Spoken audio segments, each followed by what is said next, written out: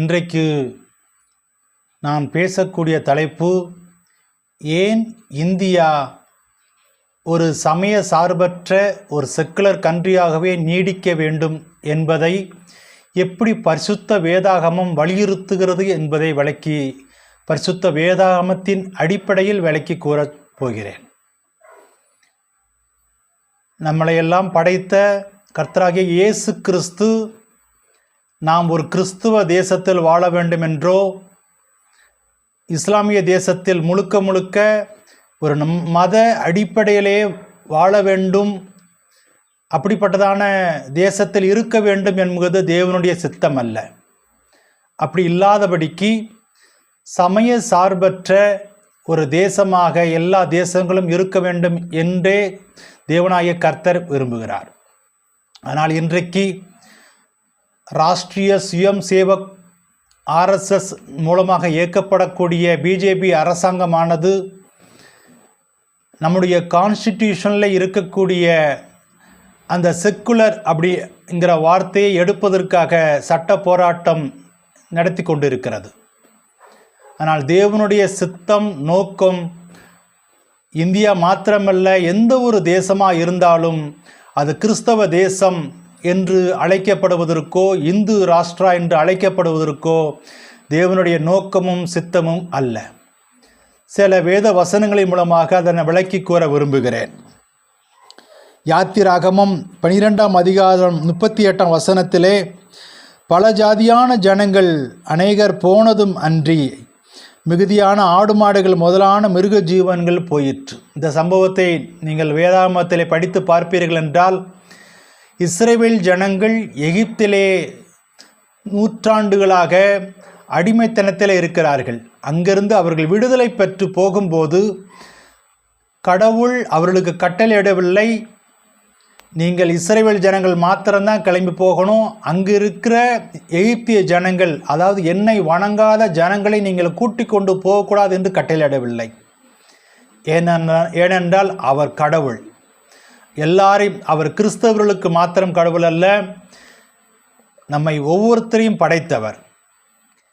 அப்போது அந்த எகிப்தியிலே அவர்கள் நூற்றாண்டுகளாக வாழ்ந்த பழக்கத்தினாலே அவர்களுக்கு இஸ்ரவேல் ஜனங்கள் எகிப்தியருக்கு பெண் கொடுத்திருப்பார்கள், எகிப்தியர்கள் இவர்களுக்கு பெண் கொடுத்து வாழ்ந்திருப்பார்கள். ஆகவே கர்த்தர் அவர்கள் இஸ்ரவேல் ஜனங்களுக்கு அவர் வாக்குத்தத்தம் பண்ணின கானான் தேசத்திற்கு அவர்களையும் கொண்டு போவதற்கு சித்தம் வைத்திருக்கிறார். அவர் நினைத்திருந்தார் அவர்களை தடுத்திருக்கலாம், ஆனால் அப்படி செய்யவில்லை. அது மாத்திரமல்ல, என்னாகமம் 10ஆம் அதிகாரம் 29 முதல் 32 வரை அந்த சம்பவத்தை நாம் வாசித்து பார்ப்போம் என்றால், என்னாகமம் 10ஆம் அதிகாரம்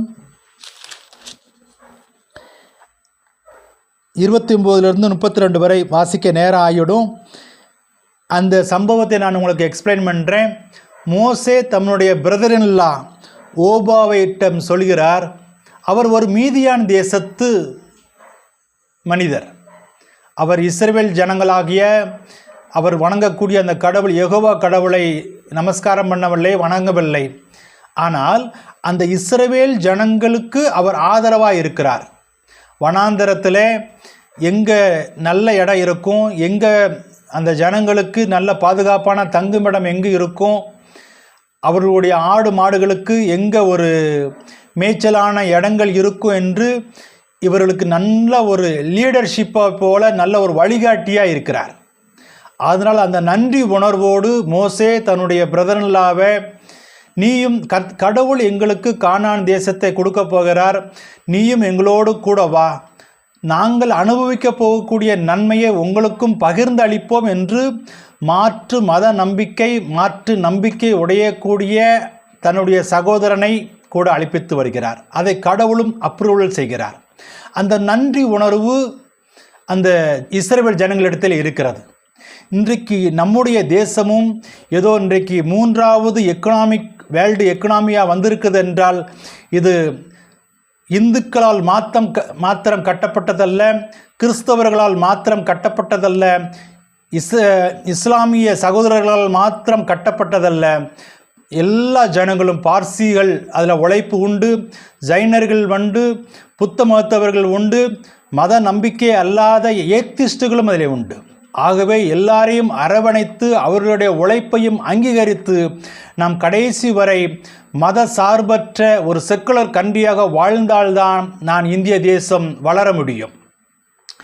அடுத்ததாக கடவுள் சொல்லும் போது யாத்திராகமம் 12ஆம் அதிகாரம் 49ஆம் வசனத்திலே, சுதேசிக்கும் உங்களிடத்தில் தங்கும் பரதேசிக்கும் ஒரே பிரமாணம் இருக்க கடவுது என்றார். அதில் இங்கிலீஷ் பைபிளில் இன்னும் வாஸ்தவம்னா ரொம்ப அழகான ஒரு வாக்கியங்கள் அங்கே பயன்படுத்தப்பட்டிருக்கிறது. One law shall be to him that is homeborn and unto the stranger that sojourneth among you. அதாவது இஸ்ரவேல் ஜனங்களாக இருக்கட்டும், உங்களிடத்தில் வெளியிருந்து வந்து பிழைக்க வந்திருக்கிற அந்நிய ஜனங்களாக இருக்கட்டும், அவங்களுக்கும் உங்களுக்கும் நீதி நியாயம் செய்வதில் ஒரே சட்டம் இருக்கணும்ப்பா அப்படின்னு சொல்லி கடவுள் சொல்கிறார். அதே போல் கடவுளிடத்தில் எந்த விதமான பாரபட்சமும் இல்லாதபடிக்கு ஒரு செக்குலர் கண்ட்ரி எப்படி இருக்க வேண்டும் என்பதை குறித்து ஒரு சரியான ஒரு சட்டத்திட்டத்தை மோசேக்கு அந்த வனாந்தரத்தில் அவர் கொடுக்கிறார். அது மாத்திரமல்ல, ஒரே ஒரு விஷயத்தில் அவர் கடவுள் இஸ்ரவேல் ஜனங்கள் அவர்களுக்குள்ளாகவே பெண் கொள்ள வேண்டும், பெண் எடுக்க வேண்டும் என்கிற ஒரே ஒரு சட்டத்திட்டத்தை மாத்திரம் கொடுக்கிறார். நீங்கள் எனக்கு பரிசுத்த ஜனங்கள், அதனாலே அந்நிய ஜாதி அந்நிய இனம் அவர்களோடு நீங்கள் களவாதிருங்கள் என்பது சொல்லி அந்த ஒரு ரீஃபார்மேஷனை மட்டும் எஸ்ரா நெகேமியா 2 பேர் செய்கிறார்கள். அந்த வசனங்களை வாசிக்க நேரமில்லை. எஸ்ரா 10ஆம் அதிகாரம் 11ஆம் வசனம் 10ஆம் வசனம் 11ஆம் வசனத்திலே, நீங்கள் இஸ்ரவேல் மறுஜாதியான ஸ்திரீகளை விவாகம் பண்ணியிருந்தனால் பாவம் செய்தீர்கள், அதனாலே மறுஜாதியான ஸ்திரீகளை விட்டு விலகுங்கள் என்று சொல்கிறார். அது மாத்திரமல்ல, நெகேமியா 13ஆம் அதிகாரத்தில் 13ஆம் அதிகாரம் 27-30ஆம் வசனத்தை பார்க்கும்போது சாலமோன் அவர் உதாரணத்தை சொல்லும்போது, சாலமோன் 1000 மனைவிகளை கட்டி மறுஜாதியான ஸ்திரீகளை கட்டினதினால் அவன் தேவனுக்கு விரோதமாக கடவுளுக்கு விரோதமாக பாவம் செய்தான், அதுபோல் நீங்களும் பாவம் செய்யாதீர்கள் என்று சொல்லி, நீங்கள் அப்படிப்பட்டதான மறுஜாதியான மத நம்பிக்கை உள்ளவர்களை சரீர பிரகாரமாக ஒரு வாழ்க்கையிலே நீங்கள் அவர்களை சேர்க்கும்போது நீங்கள் தேவனுக்கு துரோகம் பண்ணுகிறீர்கள் என்று அந்த ஒரு கட்டுப்பாடை பழைய ஏற்பாடு விதிக்கிறதே தவிர, நீங்கள் ஒன்றாக எல்லா மத நம்பிக்கை உடையவர்கள் இனம் ஜாதிகள் ஒன்றாக வாழுவதற்கு தேவனாகிய கர்த்தர் அவர் இடம் கொடுக்கிறார். அவர் அதற்கு தடை செய்யவில்லை. புதிய ஏற்பாடிலே நாம் வரும்போது, கடவுள் இந்த உலகத்திலே பிறக்கும்போது முதலாவதாக அவர்களுடைய பிறப்பின் நற்செய்தி அந்த ஆட்டு இடையர்களுக்கு அறிவிக்கப்படுகிறது. அந்த ஆட்டு இடையர்களுக்கு அறிவிக்கப்படும் போது லூக்கா 2ஆம் அதிகாரம் 14ஆம் வசனத்திலே அவர்களுக்கு தேவதூதனால் சொல்லப்படுகிற வார்த்தை, பூமியிலே சமாதானமும் மனுஷர் மேல் பிரியமும் உண்டாவதாக என்று சொல்கிறார். அந்த இடத்துல கிறிஸ்தவர்கள் மேல் பிரியம் உண்டாவதாக என்று சொல்லவில்லை. மனுஷர், அது எந்த நம்பிக்கை உடையவர்களாக இருக்கலாம், அவர்கள் இந்துக்களாக இருக்கலாம், முஸ்லீம்களாக இருக்கலாம், இஸ்ரவேல் ஜனங்களாக இருக்கலாம், கிறிஸ்தவர்களாக இருக்கலாம், எந்த கடவுள் நம்பிக்கை இல்லாதவர்களாக கூட இருக்கலாம். ஆனால் ஒருத்தருக்கு ஒருத்தர் பிரியம் உண்டாகட்டும், பூமியிலே சமாதானம் உண்டாகட்டும் என்று சொல்லி தாம் வந்திருக்கிற நோக்கம் எல்லாரும் அவருடைய பிள்ளைகளாக ரட்சிக்கப்பட வேண்டும், நித்திய ஜீவனை அவர் மூலமாக அடைய வேண்டும் என்பதை சொல்லி அவர் வாழ சொல்கிறாரே தவிர, இது நீ ஹிந்து ராஷ்டிரா தேசம், இது முஸ்லீம் தேசம், இது கிறிஸ்தவ தேசம் என்று பாகுபடுத்தி மக்களுக்குள்ளாக சண்டைகளையும் போர்களையும் வகுப்பு வாதங்களையும் உருவாக்குவதற்கு கர்த்தருடைய தேவனுடைய நோக்கம் அல்ல. அது மாத்திரமல்ல, 1 கொரிந்தியர் 5ஆம் அதிகாரம் 10ஆம் வசனத்திலே சொல்லுகிறது, இவ்வுலகத்திலுள்ள விபச்சாரக்காரர், பொருளாசைக்காரர், கொள்ளைக்காரர், விக்கிர ஆராதனைக்காரர் இவர்களோடு எவ்வளவும் கலந்திருக்கக்கூடாது என்று நான் எழுதவில்லை. அப்படியானால் நீங்கள் உலகத்தை விட்டு நீங்கி போக வேண்டியதாக இருக்குமே என்று குறிப்பிடுகிறார்.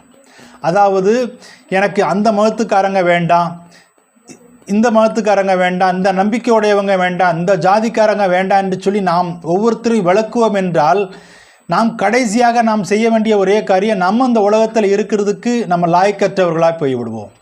அதனால தான் பரிசுத்த வேதாகமம் சொல்கிறது, ரோமர் 12ஆம் அதிகாரம் 8ஆம் வசனத்திலே 18ஆம் வசனத்திலே, கூடுமானால் உங்களால் ஆன மட்டும் எல்லா மனுஷரோடும் சமாதானமாயிருங்கள். நாம் கடவுளுடைய பிள்ளைகளாக அழைக்கப்பட்டிருக்கிற நாம் ஒவ்வொரு இந்திய ஜனங்களும் நாம் பெருமிதம் அடைய வேண்டும். கிறிஸ்தவர்கள் என்றோ, இஸ்லாமியர் என்றோ, ஹிந்து என்றோ, பார்சி என்றோ பெருமிதம் அடைவதை பார்க்கிலும் நாம் இந்தியர் என்பதை பெருமிதம் அடைந்து நாம் ஒருத்தருக்கொருத்தர் நாம் சமாதானமாக வாழ பழகினால்தான் ஒரு செக்குலர் கண்ட்ரியாக தேசத்தினுடைய வளர்ச்சியை நாம் காண முடியும். அது மாத்திரமல்ல, பரிசுத்த வேதாகமம் சொல்கிறது, கலாத்தியர் 6ஆம் அதிகாரம் 10ஆம் வசனத்தில், யாவருக்கும் நன்மை செய்யுங்கள். அது எந்த விதமான ஜாதி வேறுபாடு இனங்கள் இல்லாதபடிக்கு எல்லா ஜாதி இன மக்களுக்கும் உதவி செய்யுங்கள். விசேஷமாக அந்தந்த மத நம்பிக்கையுடையவர்களுக்கும் உங்களால் முடிந்த உதவி செய்யுங்கள் என்று சொல்லி வேதம் முடிக்கிறது. ஆகவே நாம் செக்குலர் கண்ட்ரியாக ஒரு பாரபட்சம் இல்லாத சமய சார்பற்ற நாடாக இருந்து இந்தியாவை உயர்த்துவோம் என்று நான் வாழ்த்துகிறேன். இந்த வசனங்களை நீங்கள் கேட்டிருப்பீர்கள். இதன்படி நடப்பதற்கு நாம் பிரயாசப்படுவோம். கர்த்தர் தாமே நம்முடைய இந்திய தேசத்தை ஆசீர்வதிப்பாராக. ஆமென்.